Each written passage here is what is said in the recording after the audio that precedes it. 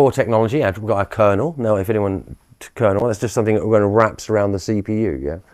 Makes it all happen. So what's really nice about that is that it doesn't cost much to install because it's just a little bit of code that you just wrap. It can go on any server, any Linux server.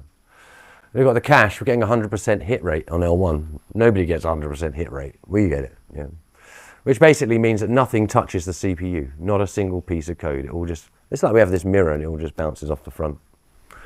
And then we have this quantum RWT protocol, and that solves a lot of this problem with the, also network syncing as well, because we bring in network syncing with that.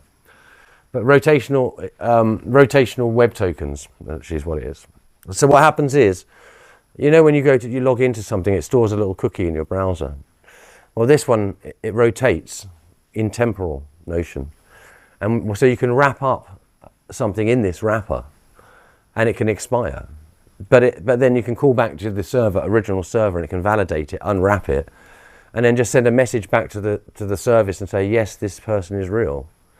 And that way you don't need to share any of your data, not your password, not your username, not your anything.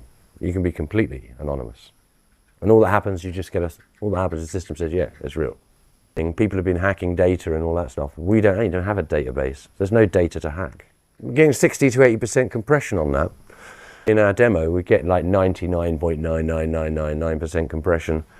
And that's to do with fractal scaling of things, yeah. But you need it works better with larger files, and we haven't tested that yet, that's still going through.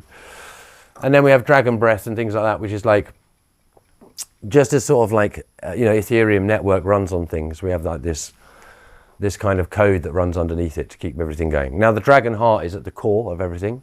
It's like the CPU, it breathes and it pumps like this with a geometric thing. And then finally Dragon OS there, that's really what we call the foundation of a computer. You could say there are what they call operation codes,